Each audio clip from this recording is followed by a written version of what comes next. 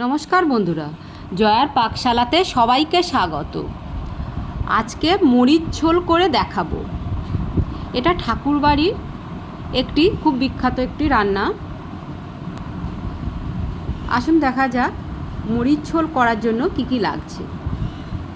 এখানে আমি বিভিন্ন রকম সবজি নিয়েছি। পটল, কুমড়ো, মিষ্টি আলু, বেগুন, আলু, গাজর আমি নিয়েছি। আপনারা আপনাদের পছন্দসই সবজি নেবেন। একটা মিক্সির বাটি নিয়েছি, তার মধ্যে 1 চামচ কালো তিল নিয়েছি, 3টে কাঁচা লঙ্কা দিচ্ছি অর্ধেক করে। এটা আমি মিক্সড পেস্ট করে নেব। আপনারা আপনাদের ঝাল অনুপাতে লঙ্কাটা দেবেন। কড়াই বসালাম, তার মধ্যে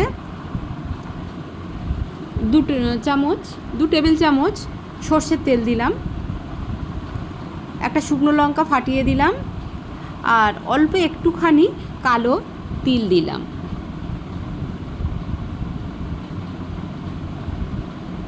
দিয়ে এটা খুব ভালো করে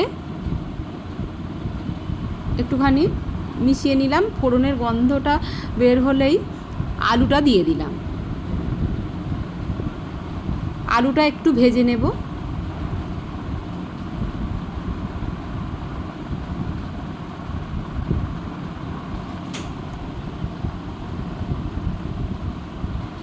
এবারে পটলটা দিয়ে দিলাম।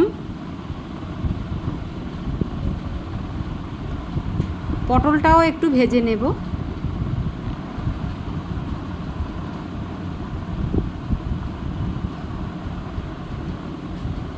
এই সময় ফ্লেমটা মিডিয়ামে করে রেখেছি। এবারে কুমড়ো দিয়ে দিলাম।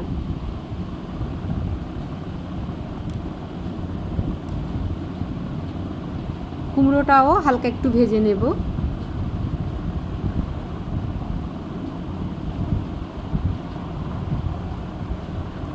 গাজর দিলাম, একটা গাজর, সবই আমি লম্বা লম্বা করে কেটে রেখেছি। আর মিষ্টি আলুটা দিয়ে দিলাম।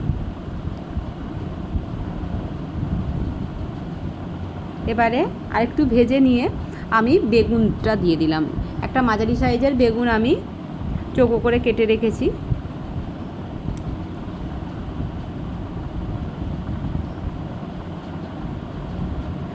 আপনারা এখানে ঝিঙে দিতে পারেন, বরবটি, কড়াই, আপনাদের বাড়িতে যা সবজি থাকবে আপনাদের পছন্দসই সব সবজিই দিতে পারেন।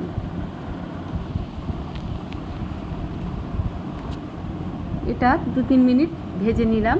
নেওয়ার পরে যে কালো তিল বা কালো জিরে, সেই কালো তিলটা আর কাঁচা লঙ্কা যেটা পেস্ট করে রেখেছিলাম সেইটা দিয়ে দিলাম।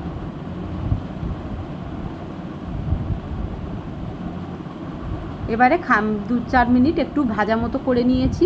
তারপর এক বাটি জল দিয়ে দিলাম। নুন দিয়ে দিলাম ছোটো চামচের 1 চামচ।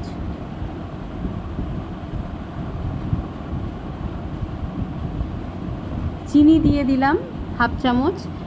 নিরামিষ তরকারিতে একটু চিনি দিলে খেতে ভালো লাগে। এমনিতে এখানে অন্য কোনোই মশলা পড়ছে না।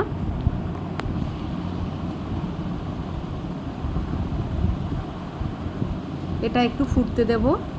এবারে আমি পরিমাণ মতন জল দিয়ে দিলাম। আমি আরও 1 বাটি, ছোটো বাটির 1 বাটি জল দিলাম। আপনারা যেমন ঝোল খাবেন আর একটু কম বেশি আপনারা করতে পারেন। এবারে ঢাকা দিয়ে এটা ফুটতে দিলাম মিনিট 5-এর জন্য।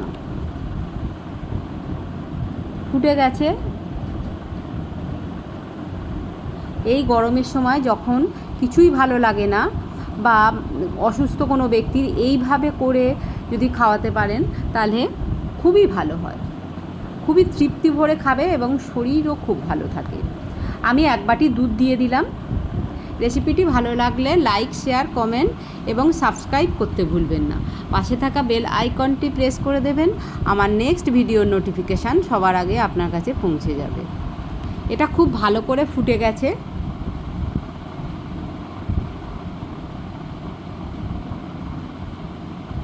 সিদ্ধও হয়ে গেছে খুব ভালো করে।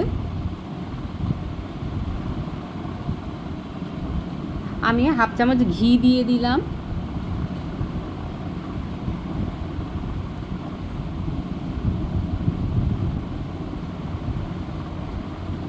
বাচ্চা বড় অসুস্থ সব মানুষই এটা খেতে পারে।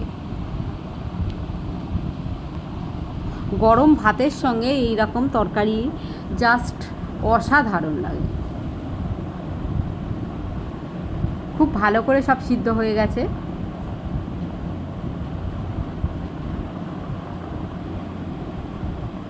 এটা হয়ে গেছে, আমি ফ্লেমটা অফ করে দিয়েছি।